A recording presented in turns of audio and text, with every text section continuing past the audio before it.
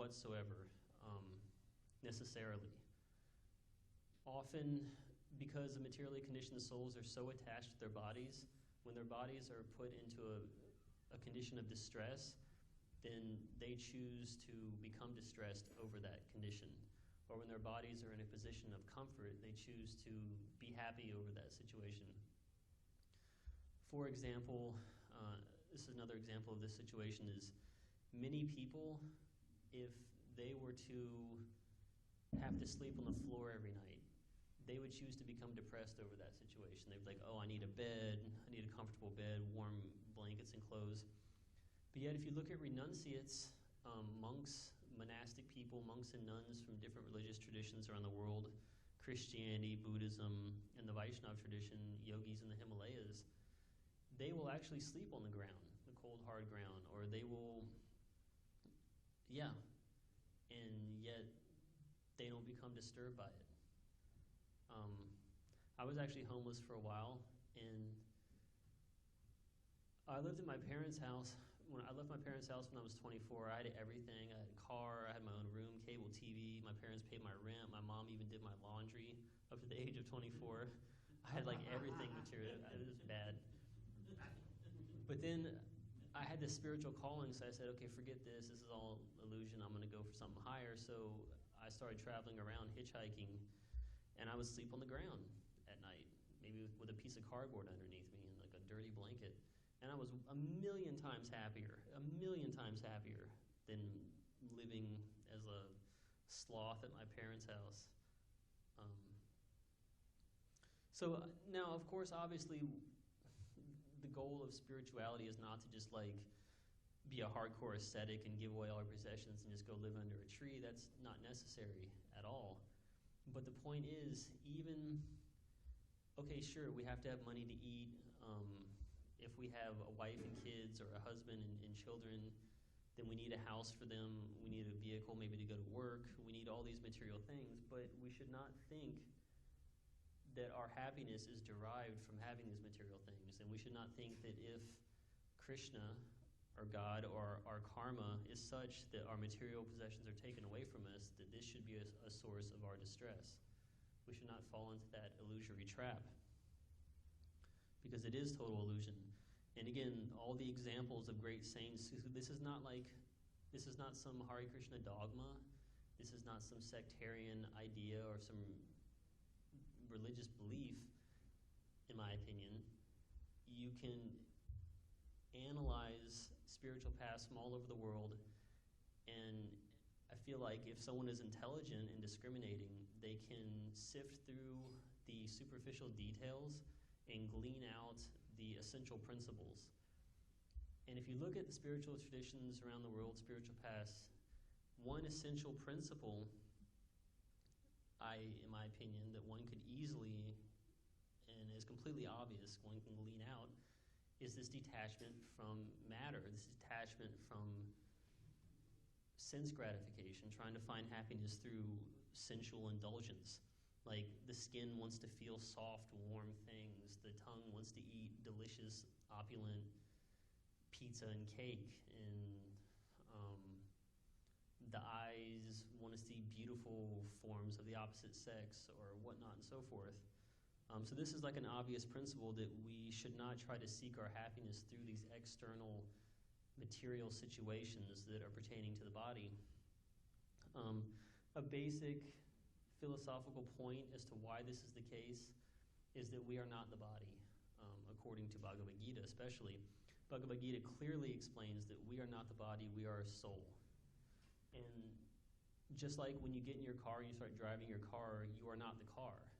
You are the guy or the person driving the car. Similarly, we are not the body, we are the soul driving the body. The body is like an all-terrain vehicle. It's really cool. You can swim with it, you can climb with it, you can run with it. It's like this cool all-terrain vehicle. But that's all it is. It's a vehicle. We are not the body. So similarly, if the soul tries to find happiness by stimulating the five senses of the body, then the soul is obviously looking in the wrong place, because the soul is not the body. Similarly, if we think, If someone thinks that, okay, I'm not going to have any friends at all, I'm just going to give all my love and devotion to my car. I'm going to soup my car up with the most expensive everything. I'm going to give it the most expensive paint job. I'm going to sing to it every night before I go to bed. I'm going to wax it every day. I'm going to give all my love and devotion to my car. That's not going to make them happy because they are not the car. So similarly, if we give all of our love and devotion, all this attention to pleasing our tongue, to pleasing our skin, to pleasing our body, we're looking in the completely wrong place, and we're not going to be happy at all. And again, similarly, the body's conditions of unhappiness can't create our unhappiness. And it's actually really beautiful, and it's a position of amazing power. If you can be detached from the condition of your body and from the conditions around you, nothing can harm you. Nobody can harm you. No matter if someone can insult you all they want with the most harshest insults, and you will not be affected at all. No matter what happens to your body, no matter what happens around you, you cannot be shaken from your happiness. That's a beautiful thing. It's such a powerful thing. And I'm no saint or whatsoever, but I've had some glimpses of this, and I'm going for it because that's what I want personally. So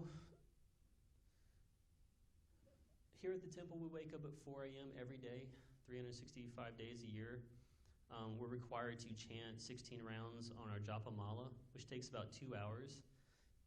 So from a materialist standpoint, chanting the same mantra for 2 hours is just like torture. So yeah, we have to fight with the mind. The mind doesn't want to get up at 4 a.m. The mind doesn't want to go wash pots. Like after this class, I have to go clean the kitchen. My mind does not want to go clean the kitchen, but I'm going to do it. And the mind doesn't want to sit down and chant the Maha Mantra for 2 hours every day, most people's minds. Now, in my personal experience, what I've found is if I give into the mind and give into like laziness and give into selfishness, there's a little bit of immediate mental relief, but in the long run, I just feel unfulfilled and unhappy.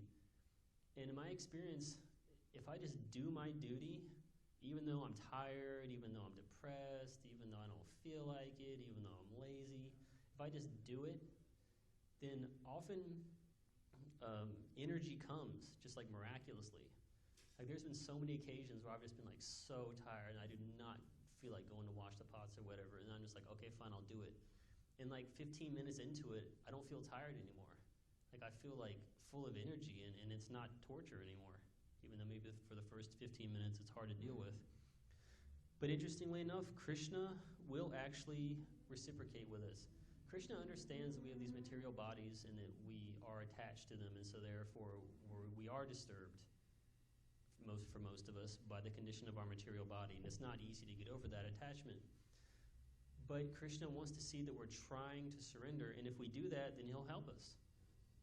He says that in the Gita, that he will help us if we make the initial endeavor. He wants to see our desire, our sincere desire.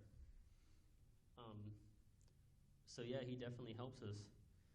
And another realization I've had with this, like here in the ashram, we have people that, all of us have this condition to some degree. I certainly have this condition, and I'm totally guilty. But we have people that, okay, they're assigned to wash pots, they're assigned to sweep the floor, whatever, and they don't do it. They just flake out, and they have no good reason. It's just obviously laziness, and they don't do their duty. They don't do what they said they were going to do. And in my experience, when someone is irresponsible and unreliable, I feel less affection for them than if I can count on somebody. If I can count on somebody, I actually feel more love and affection for them. And there's a lot of different subtleties as to why this is the case, because it actually is lack of respect and lack of love for others when you're part of a team and you choose not to pull your own weight for no good reason other than just selfish laziness. And people realize that. You're like, oh, well, I'm just not going to do what I said I'm going to do in order to make our project work, So therefore, someone else is going to have to work harder, and they're going to have to be inconvenienced. But I don't care because I'm just lazy. I don't feel like doing it. That is subtle disrespect, and it is subtle lack of love for others. But if you have this mood of, you know what, I'm really tired, but I'm going to go do this, because if I don't do this, then someone else has to be inconvenienced, and they have to do it. And I don't want others to be inconvenienced. Better that I be inconvenienced, that others are inconvenienced. And with this kind of camaraderie mood, this kind of, yeah, I'm going to take one for the team. I'm going to sacrifice so others don't have to suffer.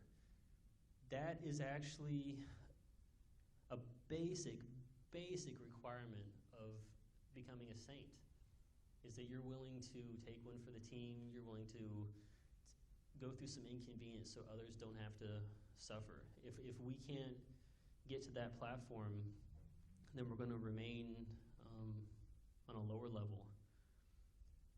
And I've found that, yeah, my relationships are better with others when I just do my duty, even though I don't feel like it. And anyway, it all fits together with Krishna conscious philosophy. So, yeah, we have to transcend. The word transcend literally means to rise above. So you have the material dualities. You have happiness, distress. You have heat, cold. You have pain, pleasure, dark, light. You have these material dualities. And instead of getting all absorbed and wrapped up in them and elated 1 minute and depressed 1 minute and elated 1 minute and depressed 1 minute and just getting caught up in this material tornado of, roller coaster ride of happiness and distress, when one transcends, it's a beautiful thing. It's a far superior platform. You look within for your happiness. You're not looking outside of yourself for happiness.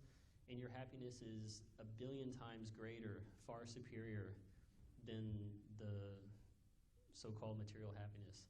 Now, I mean, I can't act like I know this is true with 100% certainty, but I can say that I've had some glimpses, and I can also say that logically speaking, it makes a lot of sense to me. Again, just analyzing the spiritual traditions around the world and trying to glean the essence from them, that it makes a lot of logical sense that these facts that are explained by Krishna in the Bhagavad Gita are actually eternal science of transcendence that's non-sectarian, non-dogmatic, and is described in all religious traditions to some degree, even though not all the details are agreed upon between religious traditions. So are there any comments or questions? Yes. Prabhu gives the example of the bird in the gilded cage. You could have a pet bird and a beautiful cage, like gold leaf and whatever, just really gorgeous. And if the owner just polishes the cage and dusts it and keeps it really clean and it doesn't feed the bird dies. So if we don't feed the soul, we just go about, titillate my senses. Yeah. How can I,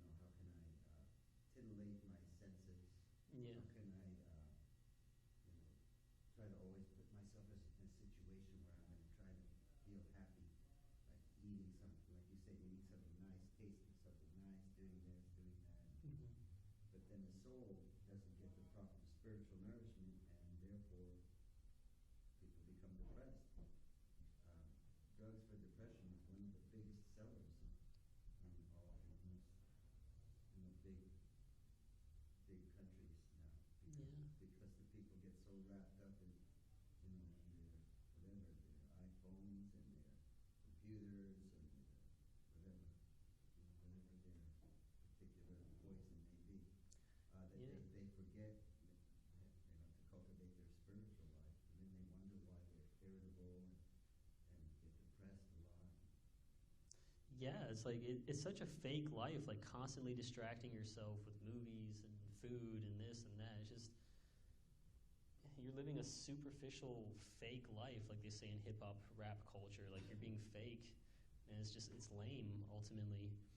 And according to Krishna conscious philosophy, real happiness comes with relationships with other living entities. So the most attractive phenomenon that exists anywhere ever is consciousness.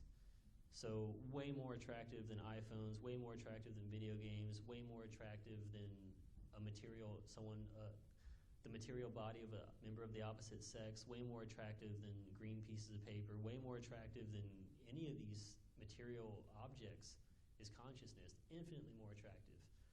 So you can try to find happiness with all these material things, again, including even an attractive body of the member of the opposite sex.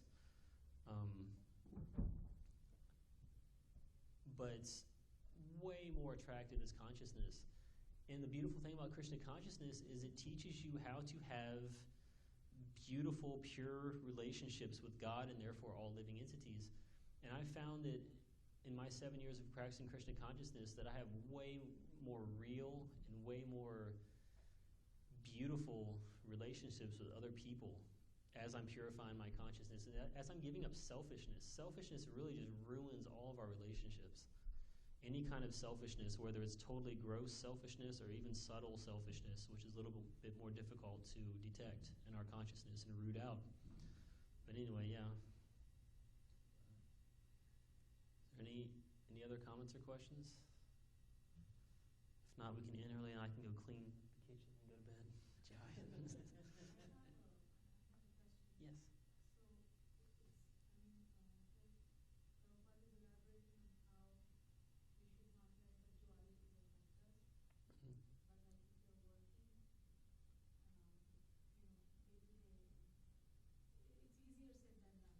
Yeah, it is.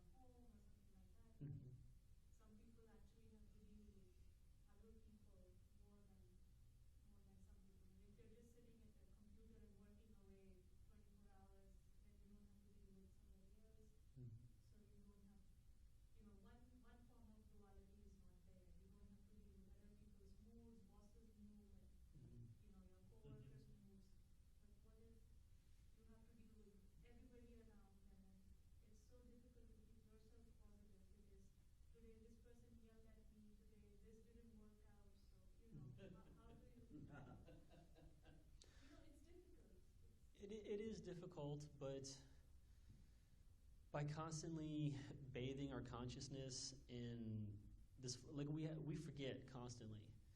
We constantly forget this philosophy, so we actually hear this over and over and over again. Like, I read Vedic scriptures every day, and I listen to lectures practically every day, and you have to, because you forget. You'll constantly forget, so you have to constantly remind yourself. So that's one thing. And also, we have to understand that Krishna is in complete control of everything, or whatever you want to call God, Bhagavad, whatever name you want to call God. God is in complete control of everything. So no matter what happens, it's the mercy of God. If something comes that causes us distress, that's God's mercy. If something comes and gives us happiness, that's God's mercy. So if we see everything as God's mercy, if you can do that, then you will be at complete peace. Because everything is God's mercy. You can see that, oh, okay, today I got my finger chopped off. Oh, okay, that's my karma. I had to learn a lesson from that. So then you're cool with it. And oh, okay, today whatever happened. Like in my case, I used to be really into eating very, very healthy. And I had this idea that I want to have a perfect body, completely healthy body. And so I was very absorbed in my body. I was very absorbed in like what I'm eating and how I'm going to eat. And I was just super absorbed in bodily consciousness. And I have, over the years, developed a chronic health condition that I've tried to get rid of it. It's just not going away, at least so far. And so I've had to just detach from my body and just realize that, look, my body's never going to be perfect. And I've given up a certain degree of detachment over my body. And so I can see that, in my opinion, it's completely obvious that out of Krishna's mercy, he gave me this chronic health condition to detach me from my body because I was way too absorbed in bodily consciousness. And now I'm way more at peace. You know, I'm not so completely, utterly disturbed if everything I eat's not organic or whatever. I'm just like, oh, okay, you know, whatever. If organic comes, that's cool. If it doesn't come, that's fine too. So we have to see everything as Krishna's mercy. If someone yells at us, then we should be like, oh, thank you, Krishna. You're teaching me humility today. And if someone's nice to us, we should be like, oh, thank you, Krishna, I was feeling down, and now I feel a little bit better about myself. And whatever, if something happens to our body becomes damaged, we should be like, oh, thank you, Krishna, I was too attached to my body, now you've detached me from my body a little bit. And in that way, we can, if we analyze everything through this philosophy, we can see how everything is Krishna's mercy. All the terrible suffering in this world is because of our previous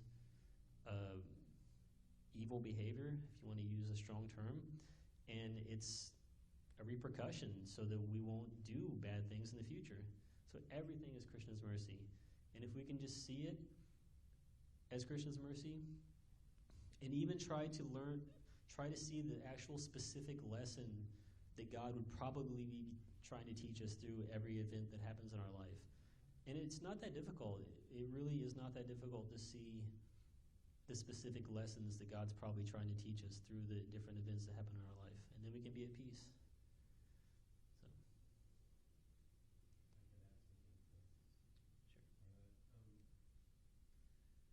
A lot of angst that people have with their situation at work or whatever is because they want a particular outcome, right?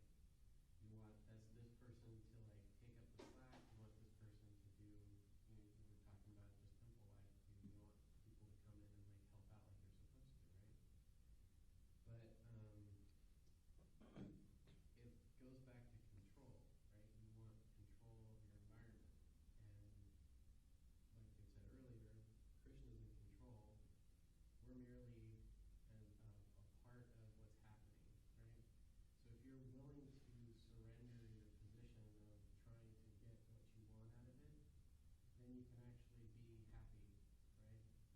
You can be more of an observer and then a reciprocator, which is what is part of the fundamental teachings in the Bhagavad Gita, which is, you're doing everything for Krishna, right? So in order to get into that proper alignment is to realize that you're not in control of anything, that you're merely like helping out in a big play that's happening around you, right?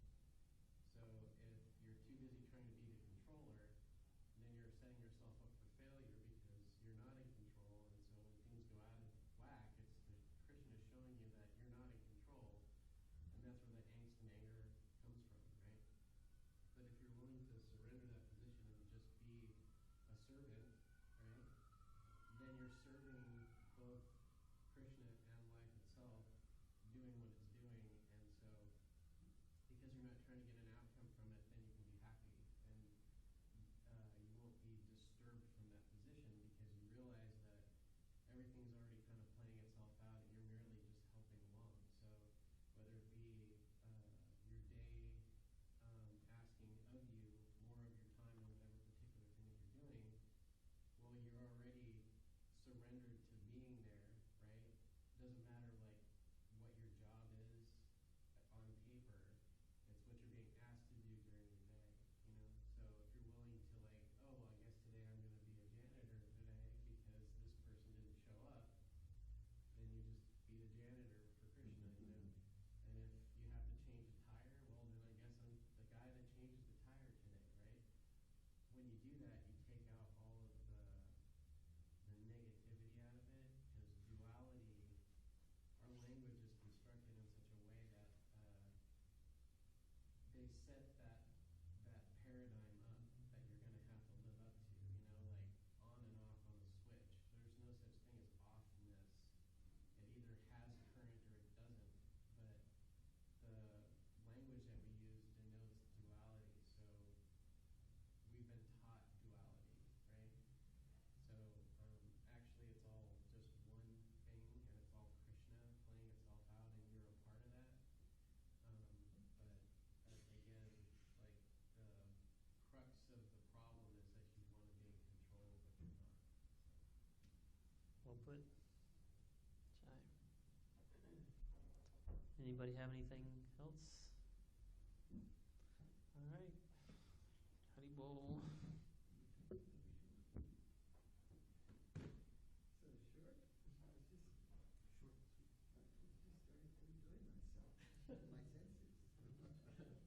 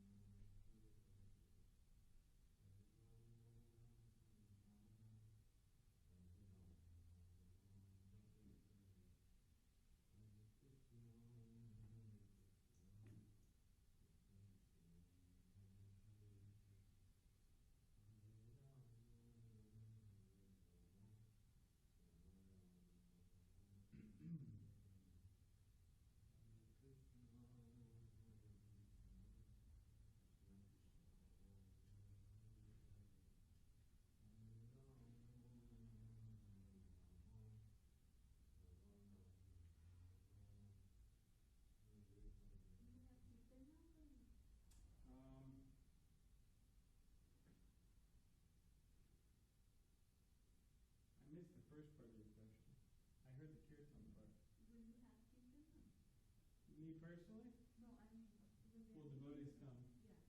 Yeah. Well, usually from 8:15 to 8:30 they do, but I don't know what happened. They didn't do that. Because there's this devotee who usually gives the Bhagavad Gita class. His name is Prabhu, a Prabhupada disciple, and he's a long-term brahmachari his whole life. So anyways, he usually gives a class, but he's out traveling now. He's in Florida, and he's in Canada, and he's kind of traveling around like a week or two. So he's out of town. And What is his name? Dravida? Juveda Prabhu? Dravida, yeah. Dravida Prabhu. Yeah. So he usually gives a class, and then every night he gives a class, and every night he reads the kirtan, without fail. And sometimes he misses it when he's traveling or when he's sick or something, but usually he's always here. So, but he's not here, so there's no kirtan. And a lot of the brahmacharis don't come to class because he's not here giving the class. So they're out reading or whatever, personal. So that's what happened. So the darshan closes at 8:30? Yeah.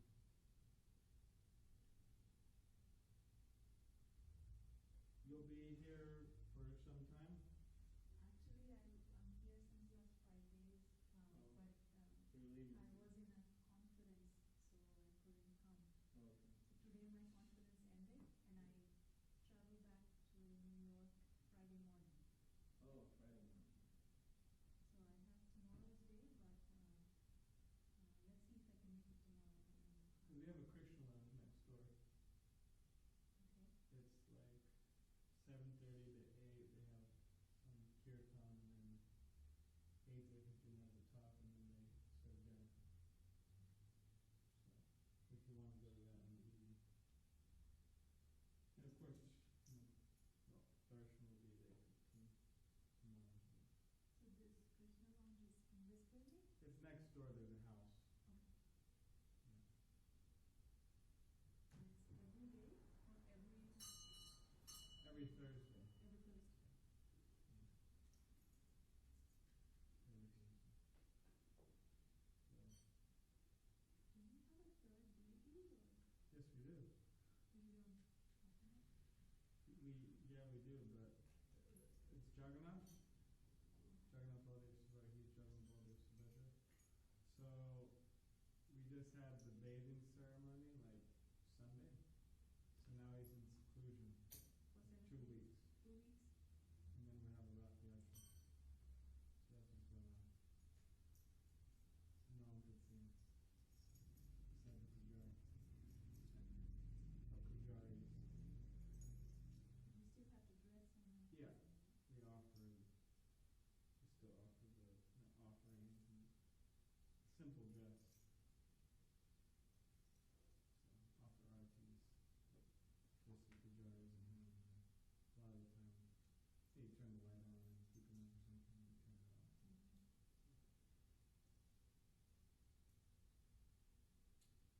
Yeah.